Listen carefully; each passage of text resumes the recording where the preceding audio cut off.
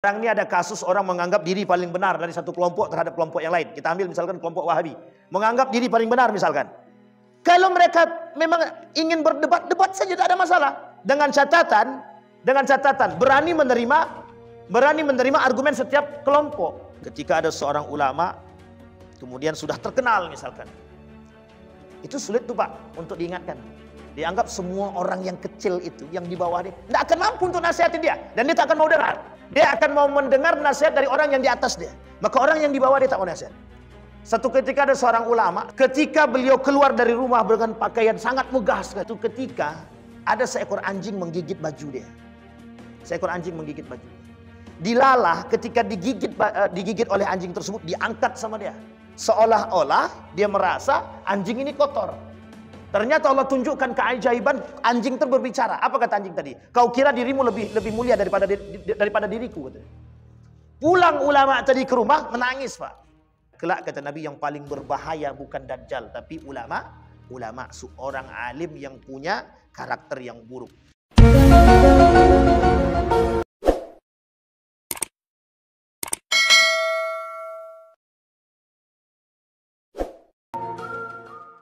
Assalamualaikum warahmatullahi wabarakatuh.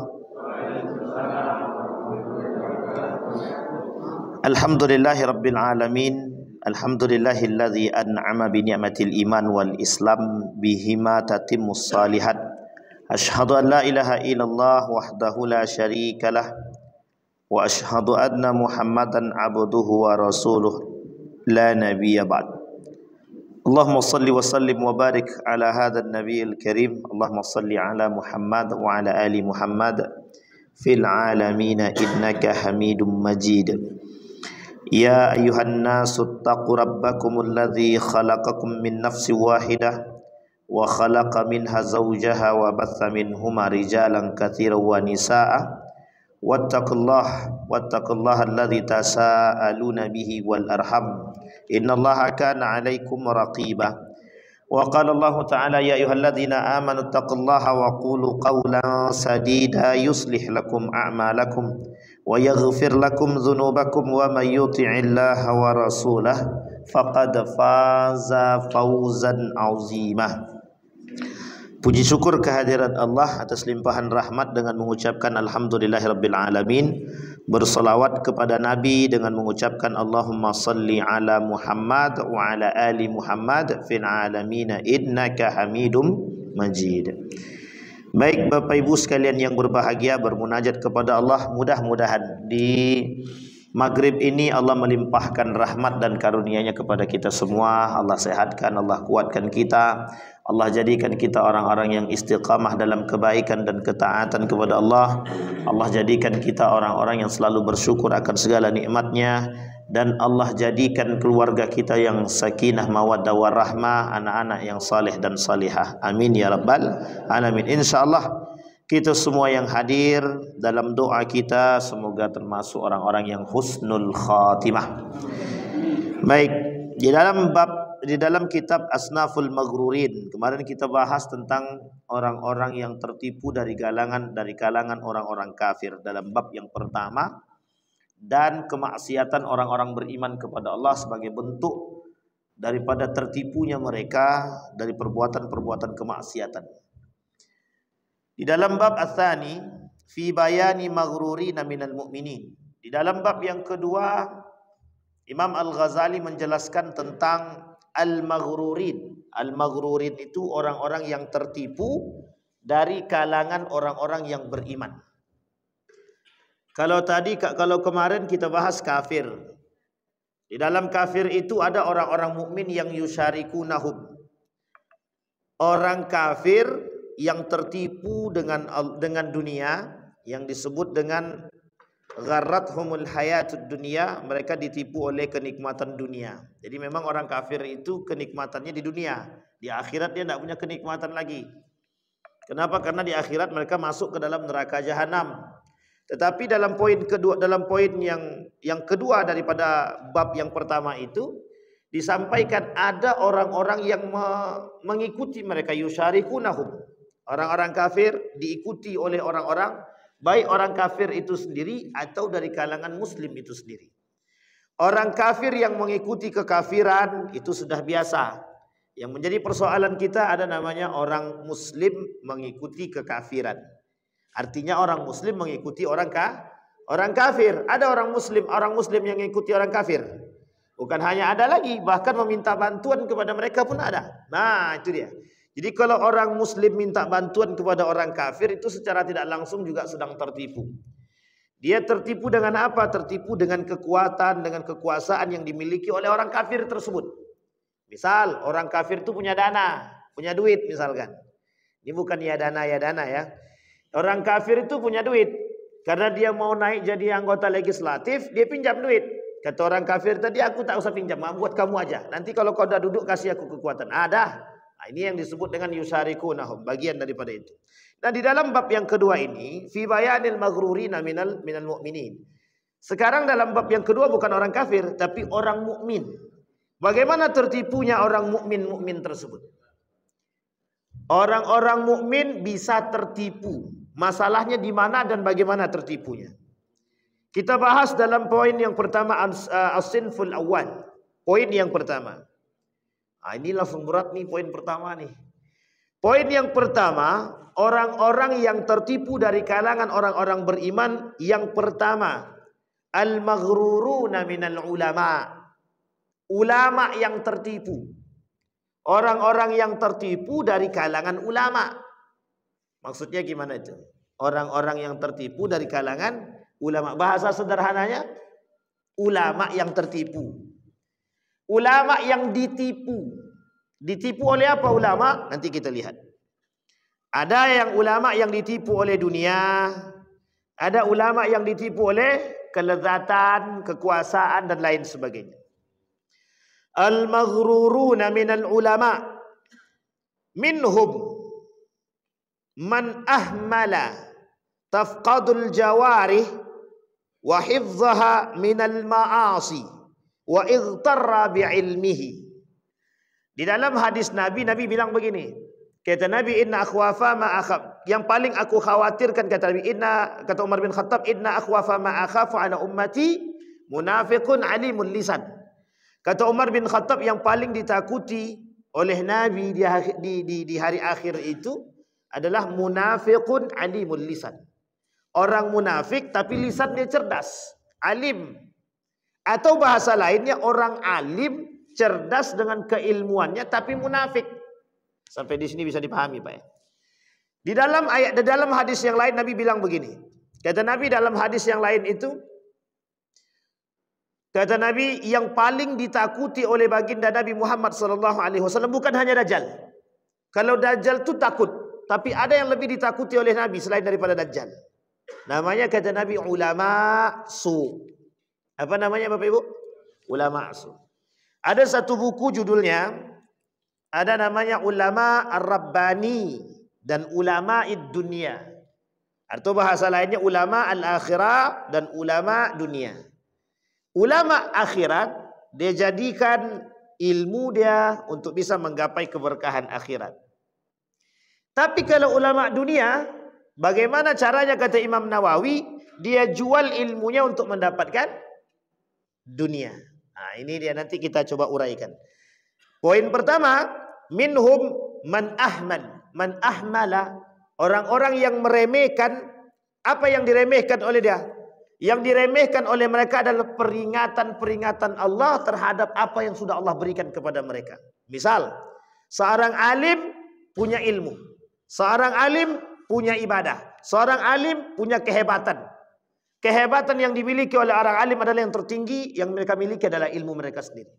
Di dalam hadis yang lain Nabi bilang begini. Fima ta'allamtal ilma wa qara'tal Qur'an. Buat siapa engkau pelajari ilmu, buat siapa engkau mempelajari ilmu dan membaca Al-Quran, kata hamba tadi, ta'allamtul ilma fika wa qara'tul Qur'ana fik. Aku mempelajari ilmu dan membaca Al-Quran itu untuk dirimu. Kemudian dijawab sama hadis tadi, sama Allah, kadzabta wa taqulul malaika kadzabta. Kata Allah, engkau dusta. Kata malaikat, engkau juga dusta, kata dia. Maksudnya yang ngomong yang hamba tadi. Disampaikan oleh kata Allah, engkau dusta. Kata malaikat, engkau dusta. Ta'allamtal ilma liyuqalu aliman. Kau pelajari ilmu sekian banyak agar engkau dipanggil orang alim. Nah, ini dia Bapak Ibu yang dimaksud Bapak Ibu. Ada orang sekarang itu ngaku diri pinter. Anak ini kan ulama, anak ini alim. Jadi jangan kalian menghina saya. Saya ini orang alim. Ah, itu kalau dia bilang begitu tandanya itu nggak alim tuh Pak. Itu mesti itu. Kalau ada orang alim mengaku diri dia alim itu dia mesti tidak alim tuh. Kalau ada orang baik ngaku baik dia itu mesti tidak baik dia tuh. Aku ini kan orang baik. Ah itu tidak. Tengok juga pas dia ngomong kayak gitu tengok wajahnya. Nah, mesti ada yang disembunyikan dia tuh. Jadi Bapak Ibu sekalian yang berbahagia, ini penting untuk kita pahami bahwa orang alim itu memang tersandra. Orang alim itu tersandra. Tersandra oleh apa? Oleh dunia. Sehingga mereka ditipu oleh dunia. Kata Nabi dalam hadis tadi, "Fima ta'allamtal ilma ta'allamtul ilma fika." Kata Allah, engkau dusta. Kata malaikat, engkau dusta. Ta'allamtal ilma liyuqalu aliman. Engkau pelajari ilmu itu agar orang memanggil engkau alim. Wa qara'tal Qur'ana liyuqalu qari'an. Kau baca Al-Qur'an, kau pelajari Al-Qur'an, kau hafal Al-Qur'an agar orang-orang memanggil engkau sebagai seorang qari. Nah, sekarang Bapak Ibu boleh lihat. Banyak sekali orang yang sekarang tuh pamer bacaan tuh banyak, bukan sedikit. Dibuat-buat pula tuh. Mending kalau enak, kalau sakit telinga dibuat, itu muskilah gitu. So bagus-bagusnya. Mungkin itu tadilah ujiannya orang-orang yang memiliki itu memang begitu. Orang kaya diuji dengan keilmuannya, orang berilmu diuji dengan ilmunya. Orang yang rajin ibadah dan taat beribadah diuji dengan ketaatannya itu. Nah, itu kemaksiatan orang beriman. Jadi kemaksiatan orang beriman itu adalah ibadah dia sendiri. Sehingga ketika dia rajin beribadah muncul setan dalam dirinya. Bagaimana? Nah, ini satu cerita unik. Satu ketika Ali bin Abi Thalib itu naik ke atas mimbar melakukan khutbah Jumat. Ketika sedang khutbah Jumat dia turun. Apa dia kata sama sahabat dia? Bagaimana kau pandang khutbahku tadi? Nah, harapan dia adalah dipuji sama sahabat dia tadi. Apa kata sahabat dia tadi? Kau pengen Allah murka sama dirimu katanya. Tak jadi lagi bicara Ali, langsung diam. Tahu Bapak Ibu maksudnya? Sahabatnya tahu yang dimaksud oleh Ali itu dia minta pujian. Ali ini meminta pujian kepada sahabat dia. Tapi apa kata sahabat dia?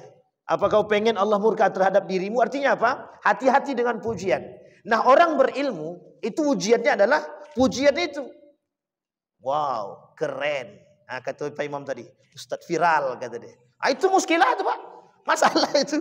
Maka saya bilang dulu jangan bilang begitu. Itu beban mental itu, beban mental, beban moral dan sebuah beban masuk ke situ, Pak. Coba bayangkan. Itu kalau sempat itu terjadi, nauzubillahi min dzalik itu. Berat sekali. Artinya apa? Yang menjadi masalah adalah orang-orang yang berilmu itu dengan keilmuan dia. Kadang-kadang ujiannya bukan hanya datang pada ilmunya saja, kejujuran mereka. Kita ambil contoh, Pak. Dulu saya pernah ketemu dengan salah seorang dewan pengawas syariah. Jadi ketika kami diskusi tentang salah satu perbankan itu, perbankan syariah, saya bilang ketika beliau membicarakan tentang satu konsep akad dalam perbankan, saya bilang begini, Pak Ustadz itu menggunakan akad yang salah di dalam produk yang salah, saya bilang itu. Produknya apa, akadnya apa? Kemudian Pak Ustadz itu bilang begini, kata beliau, kalau kita tak pakai kayak gitu, banknya rugi. Kalau banknya rugi, kami tak dapat gaji. Gitu. Astagfirullahaladzim. Kalimat itu yang sampai sekarang saya ingat. Nah, tahu maksudnya Bapak Ibu? Artinya apa? Dia bisa memutar sesuatu demi mendapatkan sesuatu. Yang penting aku untung, dia untung. Kata dia. Betul juga memang kadang-kadang kita pikir secara rasional betul itu. Daripada banknya rugi, dia tak dapat gaji, mending untung dua-duanya kan gitu. Gaji dapat, bank aman. Tapi kan salah. Gitu. Tapi kan salah. Nah, ini yang kita maksud. Artinya apa? Ada hal-hal yang dilakukan oleh mereka dan mereka terkungkung dengan hal demikian. Maka kata Allah tak salah ketika Nabi berkata dalam hadisnya, ada orang yang mempelajari ilmu tujuannya untuk mendapatkan dunia. Imam Nawawi mengatakan demikian dalam kitab At-Tibyan itu. Kata Imam Nawawi, banyak orang-orang yang mempelajari Al-Quran. Tapi tujuannya satu, bagaimana ketika mereka mendapatkan Al-Quran. Jangan salah loh Bapak Ibu. Orang yang mempelajari Al-Quran itu Allah angkat derajatnya. Sekalipun dia punya niat yang nggak benar, itu Allah angkat derajatnya. Tapi ingat, kata Imam Nawawi, orang yang mempelajari ilmu Al-Quran, dia akan mendapatkan kemewahan, dia akan mendapatkan penghormatan dari orang. Betul. Di situ ujiannya. Ada orang yang dengan penghormatan dan penghargaan tersebut liyusiba minhud dunya. Tujuannya untuk mendapatkan dunia. Nah, kita ambil contoh begini.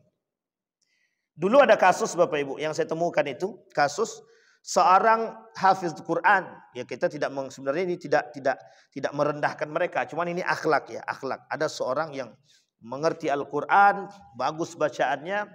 Satu ketika datang seorang pengurus masjid. Masjid ini masih barulah. Pokoknya masjid ini tidak kaya, biasa-biasa saja. Kemudian dia bilang sama orang yang pandai baca Quran tadi, kami minta Ustadz untuk jadi imam lah di masjid kami. Selama 1 bulan. Apa kata beliau? Kalau tidak 400.000 satu malam saya tidak mau. Kata dia. Nah, saya bilang, wah ini penting juga kalau begini. Besok penceramah pakai gitu semua. Besok kalau tidak 1 juta nggak usah undang katanya gitu. Ah ini bahaya. Kalau sempat begitu semua Pak habis kita. Jadi rontoknya itu akhlak itu penyebabnya adalah rusak. Rusaknya itu akhlak. Jadi ilmu tadi saya ingin katakan kepada Bapak Ibu, goresan kaum liberal itu, goresan kaum orientalis terhadap kita hari ini itu bagaimana menampakkan kehadapan kita itu bahwa ilmu itu bebas nilai. Ilmu itu bebas nilai. Apa maksudnya ilmu bebas nilai? Jadi Anda mau punya akhlak, nggak punya akhlak itu nggak ada masalah. Yang penting Anda punya ilmu. Bahasa kasar kita begini, lo berilmu, mau sombong kek mau nggak sombong nggak ada masalah. Yang penting lo punya ilmu.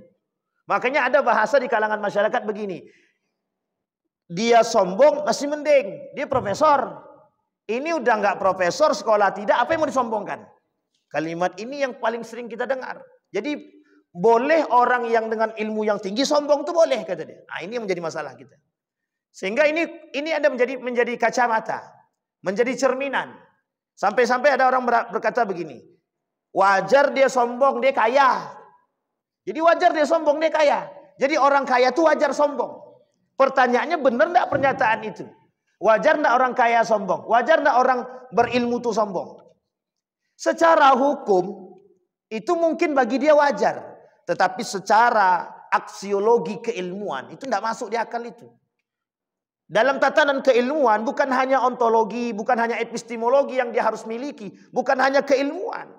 Tapi bagaimana ilmu tadi membentuk karakter-karakter. Sehingga ilmu itu bisa membentuk akhlak. Lah kalau tadi berakhlak apa tak berakhlak tuh? Dah tahu dia masjidnya biasa-biasa aja. Dia pasang pula, dia patok lah. Kalau ndak 400.000 aku ndak mau jadi imam. Nah, itu bagus juga kalau begitu itu. Dalam bahasa lainnya pengen cepat kaya. 400 kali 30 berapa? Nah, 12 juta 1 bulan. Ndak ngapa-ngapain itu. Masya Allah. Nah, kembali kepada poin tadi Bapak. Nah, dan itu menjadi kemaksiatan bagi mereka. Nah, maksiatnya orang berilmu adalah ketidakberakhlakan mereka terhadap ilmu atau ketidakbertanggungjawaban mereka terhadap ilmu yang mereka miliki, itulah kemaksiatan orang berilmu. Dan ingat, orang-orang berilmu itu mudah tertipu. Bahkan Allah berkata di dalam Al-Quran itu, wa minan nasi may yu'jibuka qawluhu fil hayatid dunya, kata Allah.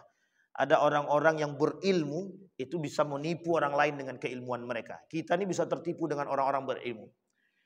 Kalaulah yang orang berilmu itu gelarnya profesor dan lain sebagainya. Mohon maaf Bapak Ibu, yang bilang jilbab, yang bilang apa namanya paskibra nggak usah pakai jilbab itu ngomong siapa? Profesor itu. Sama kan yang bilang jilbab tidak wajib itu profesor juga. Jadi apa ya? Yang bilang Islam itu tidak semua, yang bilang bukan hanya Islam agama yang benar itu juga profesor itu. Banyak yang keblinger kayak gitu banyak. Jadi mereka tertipu oleh dunia mereka gitu. Saking tingginya ilmu justru membuat mereka semakin jauh daripada nilai-nilai keagamaan. Artinya apa? Mereka merasa otak mereka ini, galian ilmu mereka itu sudah terlalu tinggi. Sehingga ketika mereka tinggi dengan keilmuan mereka, mereka bebas berbicara apapun yang mereka bisa ingin bicarakan. Nah ini yang menjadi persoalan. Di dalam dunia orientalis, di dalam dunia Eropa, ilmu itu bebas nilai. Orang yang sudah tinggi keilmuannya, dia bebas berbicara apapun yang dia inginkan. Sama seperti perilaku daripada teori Darwin. Darwin itu dianggap seorang ilmuwan. Jadi segila apapun Darwin itu tetap ilmunya bakal dijaga. Kita ambil contoh yang lain adalah siapa namanya itu? Masya Allah. Friedrich Engel.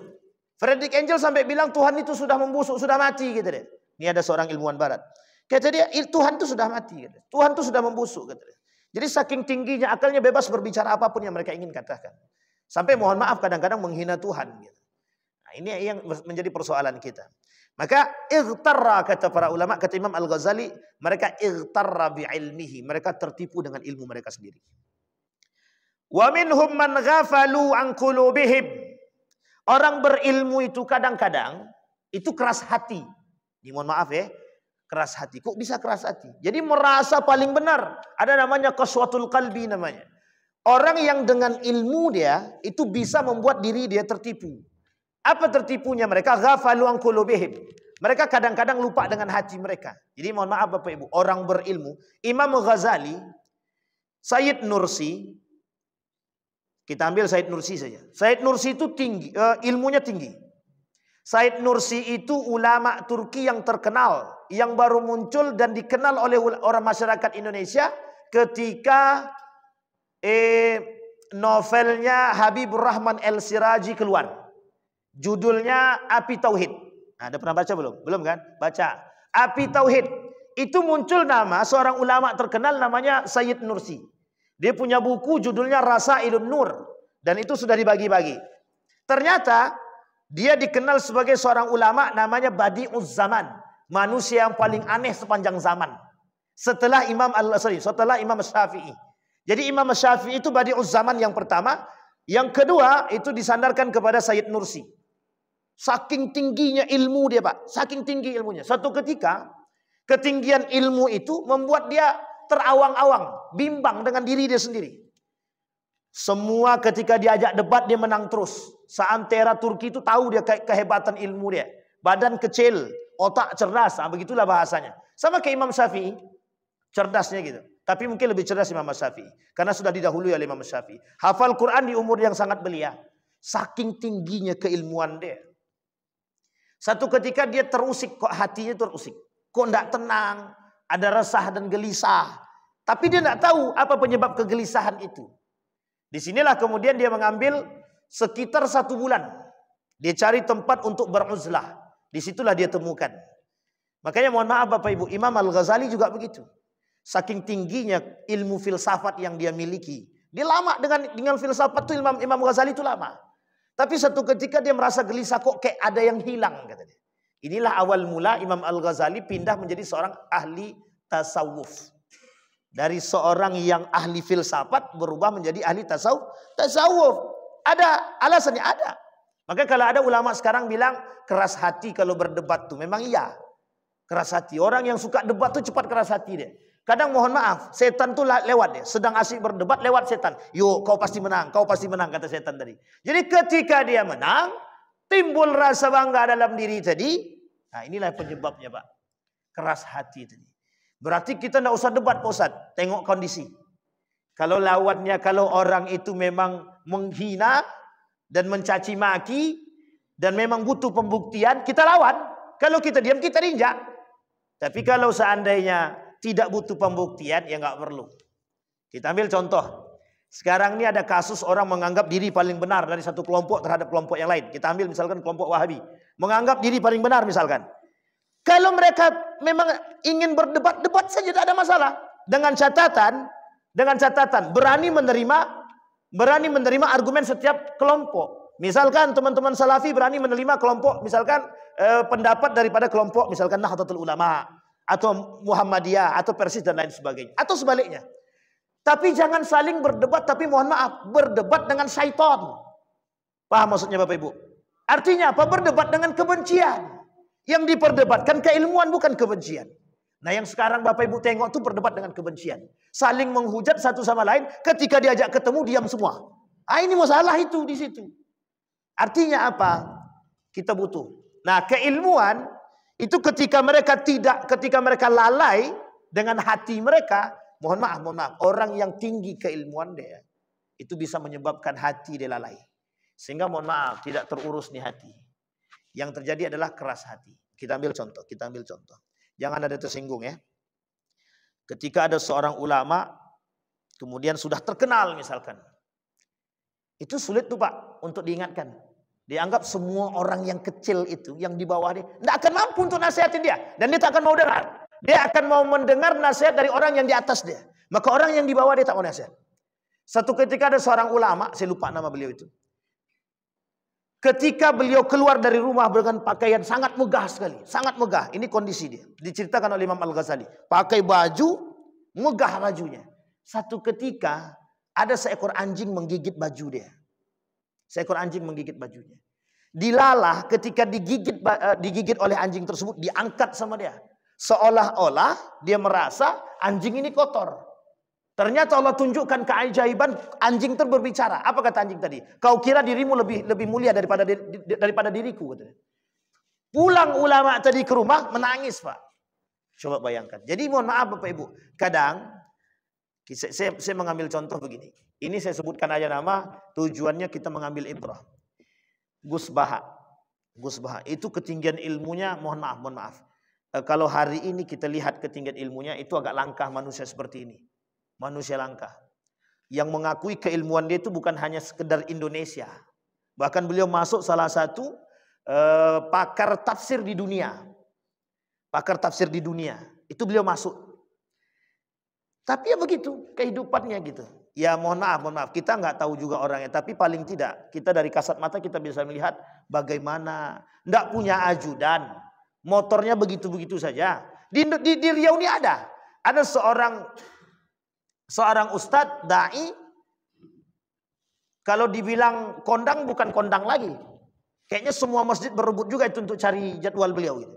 Tapi saya ketemu beliau pertama kali, itu sampai sekarang tidak berubah tuh motornya itu. Mungkin kalau hanya untuk beli mobil, ya kalau mungkin kita perhitungkan sangat mungkin sekali Pak. Tapi beliau tidak mau. Pernah kita tanya, apa alasan beliau tidak mau mengganti motornya? Apa jawaban beliau? Satu saja jawabannya. Takut merusak hati. Coba Pak bayangkan. Artinya apa? Tunggu motornya hancur dulu. Atau kalau perlu kita hancurkan motor nih kan. Baru dia mungkin beli baru. Nah, itu bahasa kasar. Itu ada Pak. Dan kita temukan di Riau ini. Khususnya di Pekanbaru lah. Tapi itu langka sekali. Langka sangat. Yang bahkan kita temukan sebaliknya gitu. Dan lain sebagainya. Artinya apa? Mereka sadar akan diri mereka. Kehebatan yang mereka miliki, ilmu yang mereka miliki justru sebenarnya membuat beban, menjadi beban bagi mereka. Sampai seorang ulama bilang begini kepada saya Pak. Apa kata dia? Ketinggian ilmu itu bukan justru membuat kita semakin tinggi kata dia. Tapi ketinggian ilmu justru membuat kita semakin rendah di hadapan manusia yang lain. Karena ternyata mohon maaf, orang berilmu itu tidak akan menganggap diri dia mulia di antara yang lain. Jadi Bapak Ibu, kalau Bapak Ibu lihat ada orang berilmu, terus dia menganggap diri dia lebih mulia daripada kita atau daripada manusia yang lain, berarti sesungguhnya dia tidak berilmu. Itu tolak ukurnya. Iya. Kenapa? Karena orang berilmu tidak mungkin memandang orang lain itu rendah secara akhlaknya. Tapi kalau dia tak punya akhlak yang tadi kita katakan, orang yang tertipu pada poin pertama, orang yang tertipu dengan ilmu mereka. Oh, aku profesor, kau siapa? Ini dia Pak, kesombong yang muncul. Dan saya sudah pernah kena itu Pak. Waktu saya menyelesaikan S2, belum selesai. Berdebatlah kami tentang Syiah. Apa kata beliau? Waktu itu beliau sudah PhD. Keluaran dari Belanda. Kau baru S2 pun belum selesai, kata dia. Jadi tak usah kau berdebat dengan aku. Aku PhD, kata dia. Dalam hati kadang bicara, iya juga. Tapi satu sisi kata hati saya sombong banget. Gitu. Tapi gimana? Kondisinya memang begitu waktu itu. Kita belum selesai S2, dia sudah PhD. Sudah S3. Sampai berani berkata demikian. Artinya apa? Mereka tertipu dengan keilmuan mereka. Ini yang membuat Imam Al-Ghazali menulis satu buku judulnya Munqidh Minad Dhalal. Kata Imam Al-Ghazali, kapan waktu kita sandingkan Pak. Kita sandingkan, kita bawa bukunya Munqidh Minad Dhalal. Selamat daripada kesesatan. Salah satunya adalah selamat daripada ilmu yang dimiliki. Imam Al-Ghazali dari ujung dunia sampai ujung manapun gak ada yang gak kenal. Tapi ketinggian ilmu itu yang membuat ketakutan kepada Imam Al-Ghazali. Makanya ulama-ulama dahulu itu mereka takut dengan ketenaran. Ulama-ulama sekarang itu memang mencari ketenaran. Itu muskilah kita hari ini Pak. Kenapa begitu? Itu masalahnya. Sehingga mohon maaf, kalau mereka tidak kuat iman dengan ketenaran itu tadi, ya hancur. Itu yang kita takutkan. Yang kita takutkan sudah tenar dia, bergelar profesor pula, dia tenar dia sudah dikenal di mana-mana, datang orang entah itu meskipun kenal dulu gitu ya, udah kenal lama tapi memberikan nasihat tak mau lagi terima. Enggak. Wah gitu dia. Artinya apa? Kesombongan bermuncul. Setan itu bermunculan dari berbagai macam segi. Itu kaitannya apa? Hati. Hati. Maka butuh kita mempelajari satu sisi Bapak Ibu. Ilmu tasawuf itu penting untuk dipelajari. Untuk menundukkan. Saya kasih contoh Bapak Ibu. Saya menjadi asisten seorang profesor. Namanya Profesor Dr. Haji Yunahar Ilyas. Saya pernah bertanya sama beliau tentang ilmu tasawuf. Salah satu karakter orang-orang sufi itu kata beliau. Dia sering pergi keluar rumah tanpa membawa apapun. Tidak membawa apapun. Bahkan mereka tidak bawa nama mereka. Artinya begini. Mereka berjalan pakai sendal seperti orang yang tidak dikenal oleh siapapun. Keluar dari rumah, naik satu bukit, turun bukit. Ketika mereka lapar, mereka akan ketok pintu rumah orang. Seolah-olah dia mengemis. Padahal dia bukan orang pengemis, tapi dia mengemis untuk makan. Saya tanya, apa tujuan mereka begitu? Kata beliau, tujuannya satu. Menundukkan hawa nafsu. Coba bayangkan Pak. Orang berilmu, mengetok pintu rumah orang dan mengemis. Sama dengan yang tadi yang kita katakan. Berilmu dia ditundukkan oleh seekor anjing. Apa kata anjing? Apa kau kira dirimu lebih mulia daripada diriku? Apa yang terjadi? Malu pulang ke rumah menangis. Ternyata diriku sama. Hanya manusia disandingkan dengan seekor binatang. Makanya mohon maaf Bapak Ibu, di dalam Al-Quran Allah menyebutkan karakter-karakter binatang yang bisa disandingkan dengan manusia jika manusia memiliki sifat seperti binatang tersebut. Ada 7 karakter yang Allah sandingkan. Nah, Bapak Ibu sekalian yang berbahagia. Wa minhum man ghafalu an qulubihim wa ma tahtawi alaihi min sifati zamimatin. Kemudian yang ketiga, wa minhum man dakhalahul ujub bi nafsihi. Nah, ini dia Pak. Poin ketiga masuk lagi. Ulama yang tertipu itu di dalam diri mereka muncul sifat ujub. Ujub. Apa itu ujub? Allah sampaikan, Nabi sampaikan dalam hadisnya begini. Thalathun muhlikat kata Nabi, 3 yang menghancurkan umat manusia. Yang pertama kata Nabi yang menghancurkan umat manusia itu yang nomor 1, hawa muttaba. Orang yang memperturutkan hawa nafsu. Kita tidak bahas itunya. Yang kedua kata Nabi, syuhud muta. Bakhil, pelit. Kalau bahasa lainnya pekedut. Apa ya betul ya? Kedekut. Pekedut pula. Kedekut. Kalau bahasa lain, bukan bahlul. Loki. Sampilia. Nah, itulah pokoknya. Nah, kan itu. Bahasa Jawanya apa ya? Apa? Pedit. Nah, itulah pokoknya. Bahlil bukan. Itu lain. Itu lain kalimat. Apa namanya itu? Bakhil bukan bahlil, bakhil itu suhun sama. Tapi yang ketiga kata Nabi, ijabur rajul binafsihi. Orang yang suka membanggakan diri dia sendiri. Ini Bapak Ibu poinnya pentingnya. Orang yang membanggakan diri sendiri.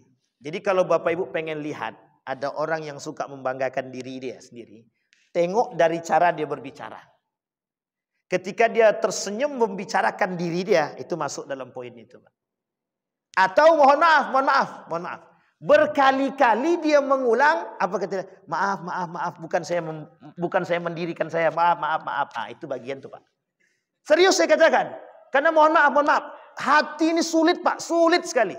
Untuk melihat itu sulit. Sampai kata Ibnu Athaillah begini. Ada orang menyembunyikan diri dia agar orang tidak kenal, itu pun masuk dalam kategori riya. Coba misal dia sembunyikan diri dia dari seorang yang alim dengan cara mencuri. Pada abad ke-17 itu ada namanya Faid Kasani, seorang wali, dianggap wali pada abad ke-7 itu namanya Faid Kasani. Orang tahu nih orang berilmu, dia pintar, alim, soleh, tapi mohon maaf, apa yang dia lakukan? Mencuri, maling mangga. Dia maling mangga rumah orang. Apa kata masyarakat? Semakin kau maling, semakin kami tahu kalau kau wali. Gitu. Itu enak juga kalau kayak gitu. Untung walinya kalau gitu. Tapi mohon maaf Bapak Ibu. Banyak cara yang mereka lakukan untuk menundukkan hawa nafsu itu banyak.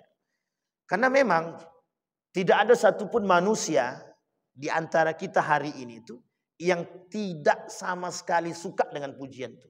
Bahkan mohon maaf kita lebih berharap pujian daripada caci maki. Sekarang saya tanya yang hadir di sini, siapa yang hidupnya pengen sekali dicaci dan dimaki? Tidak ada tuh Pak. Aku lebih senang dihina Pak Ustaz daripada dipuji, kata dia. Kalau ada itu, kita lihat tuh orang itu. Perlu kita tuntut ilmunya itu Pak. Kenapa demikian? Karena hampir jarang orang sekarang itu, mohon maaf, menerima kritikan. Kita senang dipuji tapi kita tak senang dikritik. Coba perhatikan. Baru dikritik, satu kita kritik, 100 balik kritik balik Pak. Artinya apa? Pembenarannya 100, kritiknya cuma 1. Tapi coba kembalikan.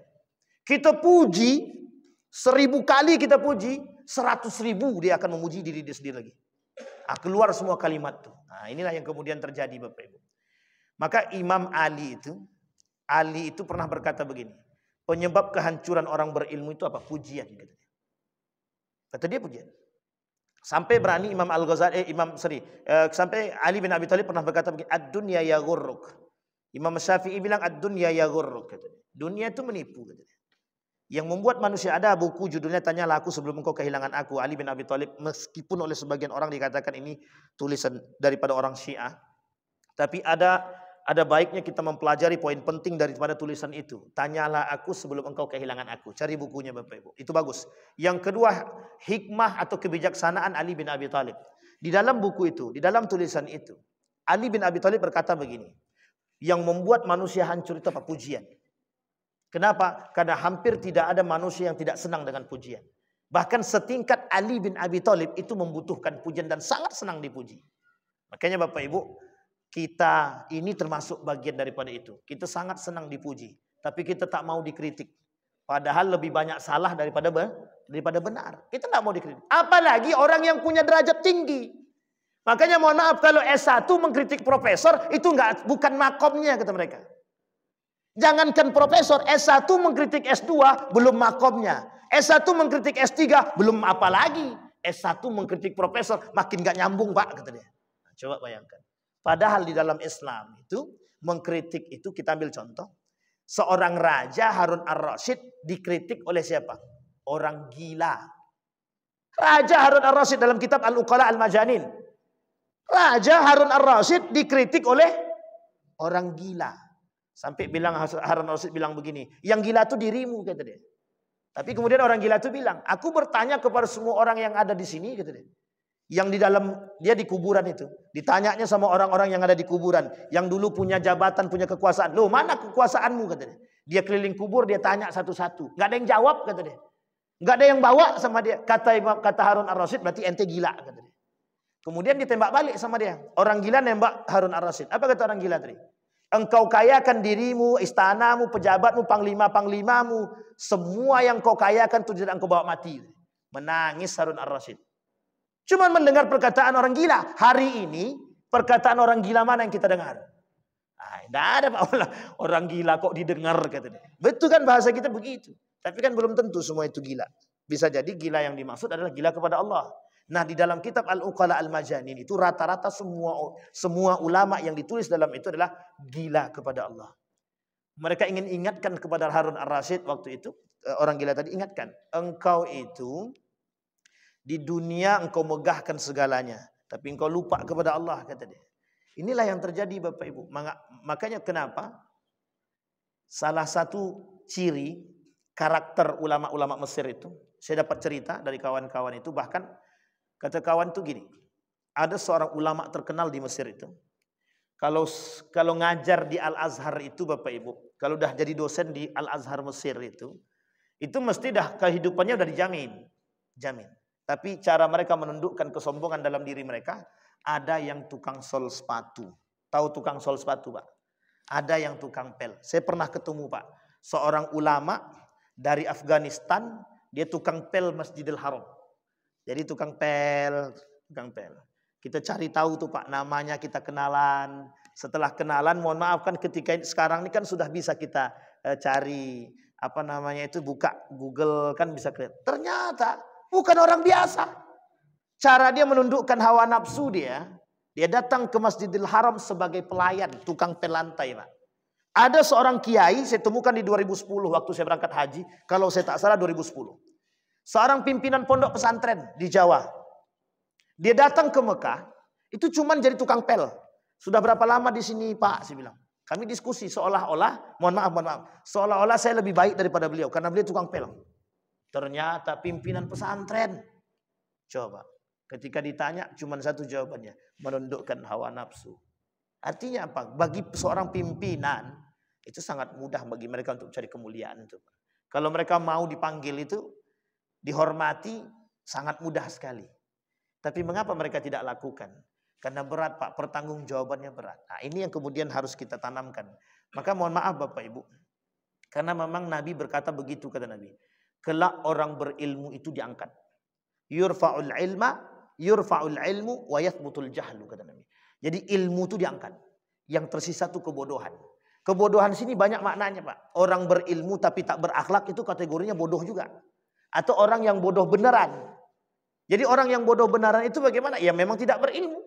Tapi poin yang ketiga, ada orang tidak berilmu tapi mengaku berilmu. Ini yang paling berbahaya Pak. Berilmu tapi tidak berilmu tapi mengaku berilmu. Baik, itu poin yang ketiga. Wa minhum man dakhalahul ujub bi nafsihi. Mereka yang suka, yang masuk sifat ujub ke dalam diri mereka sampai-sampai mereka lupa dengan diri mereka dan mereka selalu membangga-banggakan diri. Oh tenang. Itu selesai. Aku kan pakarnya di bidang itu. Nah inilah contohnya paling tidak. Aku kan pakar itu. Pakar apa? Aku pakar hadis. Nah, misal. S1, S2, S3 hadis kok. Tenang. Aku pakar hadis. Nah, kalau ada yang begitu tinggalkan aja lah. Tinggalkan. Karena Allah kata begitu dalam Al-Quran. Kata Allah di dalam Al-Quran, "Fala taq'udu ma'ahum." Jangan duduk bersama mereka. Kalau kita masih duduk bersama mereka, kata Allah, "Idzan antum mithluhum." Kalau engkau duduk bersama mereka, paling tidak sedikit demi sedikit engkau akan kecipratan kesombongan mereka. Nah, berat Pak. Nah, ini kajiannya tasawuf kalau begitu. Nah, ini cocok kalau Ustaz Fajri kan, atau para ustaz-ustaz yang tasawuf yang lainnya cocok. Kalau awak agak cocok, agak susah sedikit. Wa dhaharat alaihi makhayilul al-kibr war-riyasah. Tampak dalam diri mereka itu, atau mereka menampakkan sedikit demi sedikit kesombongan mereka, kekuasaan mereka, kehebatan mereka, jabatan mereka. Nah, jadi dengan rasa ujub tadi dalam diri seseorang tadi itu nampak. Mereka mulai memunculkan dan lain sebagainya. Na'udzubillahi tsumma. Kita selalu berdoa Bapak Ibu. Saya berharap kepada kita semua, jamaah semua, siapapun asatidnya, kita berdoa kepada Allah. Kita diberikan para da'i-da'i yang baik. Kita diberikan ulama-ulama yang rendah hati. Ulama-ulama yang baik sikapnya, akhlaknya dan lain sebagainya. Dan ini penting Bapak Ibu. Karena saya tidak tahu apakah banyak ulama jamaah mendoakan para da'i itu atau tidak, itu kita nggak tahu. Sampai mohon maaf ya, kita jujur-jujur aja Bapak Ibu. Coba Bapak Ibu keliling masjid itu. Di mana masjid-masjid yang mendoakan pemimpin? Kita ada Pak. Kita berharap pemimpin yang adil, tapi tak ada yang berdoa. Kita berharap punya ulama yang baik, mufti, tapi kita jarang mendoakan mereka gitu. Boro-boro doain mereka, doain diri sendiri aja lupa gitu kan. Nah, ini muskilah kadang-kadang. Padahal kata Nabi yang terbaik itu adalah mendoakan orang lain, sehingga kita kalau perlu jangan kasih celah untuk mendoakan diri sendiri. Sebanyak mungkin doakan orang agar doa yang kita doakan kepada orang lain kembali. Baik, yang terakhir. Maksudnya terakhir dalam poin ini. Wa minhum man ahmala baqaya min khifaya au khufaya makayidus syaitan wa khabaya khad'in nafas. Jadi Bapak Ibu, mereka meremehkan tipu daya syaitan, makarnya setan. Makar setan-setan tadi dengan keilmuan mereka masuk pada diri mereka sedikit demi sedikit, dan setan kasih celah sedikit demi sedikit. Kita ambil contoh. Seorang ulama itu dia mesti menjaga diri, Maka ada cerita yang unik begini. Seorang yang alim, rajin ibadah, ketika dihadapkan seorang perempuan untuk berzina tak mau. Ketika dihadapkan untuk berbuat maksiat yang lain tak mau. Ketika dikurung di dalam rumah, nah ini cerita yang lama disampaikan oleh Zainuddin MZ ya. Masuk dalam rumah, jadi laki-laki yang alim tadi ditawan. Di dalam itu ada 3. Disuruh berzina, dia tak mau. Pilih berzina, membunuh anak, atau minum khamar. 3. Di antara 3 ini, yang paling kecil dosanya adalah minum khamar. Membunuh, faka'annama qatalan nasa jami'an. Kalau dia membunuh seperti membunuh semua manusia, artinya dosa besar. Yang kedua, kalau dia berzina masuk dosa besar. Kalau dia minum khamar memang dosa besar tapi tidak terlalu sebesar yang lain gitu. Sehingga kata orang alim tadi, aku pilih yang nomor 3 saja. Dipilihnya siapa dipilihnya? Minum khamar tadi. Minum khamar sudah diminumnya, perempuan dizinahinya, anak pun dibunuhnya. Hilang 3 kali. Jadi setan tuh, jadi jangan salah Bapak Ibu. Ini yang paling sering kelihatan begini. Setan tuh punya celah. Jadi dengan orang berilmu tuh paling unik kata setan. Paling enak menghasut orang berilmu. Apalagi orang-orang yang bisa, yang mengerti. Kita ambil contoh orang yang bisa baca Quran. Nah, Pak Imam jangan tersinggung ya Pak Imam ya. Jadi apa kata setan tadi? Ayo, bacaanmu bagus kan? Kata dia. Sekarang bagus-bagus kan bacaanmu. Kalau bisa pakai surat yang panjang, kata dia gitu. Itu setan. Setan. Itu memang hasutan setan. Betul enggak Pak Imam? Ketika sudah ngomong begitu. Karena muncul rasa ingin, mohon maaf Bapak Ibu, ini tersembunyi. Ini kaitannya udah kajiannya Ibnul Qayyim Al-Jauziyah kata dia. Penyakit hati. Dan sangat berat Pak, sangat berat. Mohon maaf, sangat berat. Ketika kita jadi imam dan orang senang dengan suara kita, setan masuk di situ. Nggak usah khawatir. Orang kan senang dengan suaramu. Kau panjangkan sampai 15 surat pun tak ada masalah itu gitu. Coba bayangkan. Kalau Nabi jelas kenabiannya, setan pun takut dengan Nabi. Misal Nabi sholat subuh 2 surat yang dibaca, Al-Baqarah 1, Al-Imran 1. Tapi kalau seandainya mohon maaf kita sekarang nih, jangankan surat Ali Imran. Nggak usah Ali Imran lah. Yang hari Jumat itu apa namanya? Surat Sajadah. Itu udah sakit jempol kita Pak.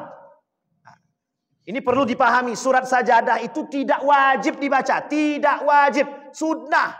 Yang kita takutkan Pak mohon maaf. Besok kalau setiap Jumat orang baca surat Sajadah, generasi selanjutnya akan paham bahwa surat Sajadah itu tahu Bapak Ibu kenapa Nabi cuma 3 kali sholat tarawih di masjid? Kata Nabi cuma satu alasannya. Aku takut kalau orang menganggap sholat tarawih ini wajib. Akhirnya setelah itu orang sholat di rumah semua. Barulah muncul pada masa Umar bin Khattab menjadi satu tradisi yang diamini oleh para masyarakat ketika itu. Makanya kata Umar bin Khattab, ni'mal bid'ah. Bid'ah yang paling nikmat itu sholat tarawih itu. Itu ijtihadnya Umar bin Khattab. Sampai di sini bisa dipahami Bapak Ibu. Maka mohon maaf Bapak Ibu, kalimat ta'awuz itu oleh para ulama sangat berpengaruh dalam lidahnya atau lisannya seorang alim. Perbanyaklah berta'awuz kata dia. Karena setiap celah kehidupan kita itu tiada henti dari gangguan setan itu tidak ada. Sangat-sangat sulit. Seorang ayah yang sudah kuat menahan diri dia untuk tidak marah kepada anaknya, datang celah, datang setan tuh. Tuh tengok tuh. Semakin banyak kan, semakin kau diamkan, semakin banyak. Kata setan, iya juga kata dia. Nafsu itu naik. Inilah kemudian cara-cara setan menghasut kita tuh begitu. Jadi banyak cara. Maka dalam kitab ini ada kaitannya dengan kitab-kitab tertentu. Kita ambil contoh misalkan Talbisul Iblis. Jadi cara-cara iblis untuk masuk kepada orang-orang. Nah, dalam kitab Talbisul Iblis itu ada pembahasan ulama-ulama su itu ada. Bahkan Imam Al-Ghazali dalam kitab yang lain namanya Ihya Ulumuddin itu ada pembahasan khusus dan panjang. Pembahasannya adalah tentang ulama su. Nah, itu yang perlu kita pahami dalam poin kita hari ini Bapak Ibu. Yang pertama kata Imam Al-Ghazali, orang mukmin yang tertipu yang pertama yang dibahas oleh beliau adalah al-ulama. Kenapa? Karena kelak kata Nabi yang paling berbahaya bukan dajjal tapi ulama, seorang alim yang punya karakter yang buruk. Nanti kita perpanjang Bapak Ibu, masih panjang poin ulama su itu mungkin tak selesai tak tidak. Ulama su itu. Ini abang-abang depan ini senang nih Bapak Ibu kalau udah masalah ulama su itu. Na'udzubillah tsumma na'udzubillah. Saya kira itu saja Bapak Ibu sekalian yang berbahagia. Mudah-mudahan ada manfaatnya bagi kita semua. Mudah-mudahan bisa menjadi panutan bagi kita. Mudah-mudahan bisa penuntun kita untuk menjadi lebih baik. Mudah-mudahan kita bisa semakin menjadi orang-orang yang dicintai oleh Allah dan diridainya. Fa'tabiru ya ulil absar la'allakum tuflihun. Assalamualaikum warahmatullahi wabarakatuh.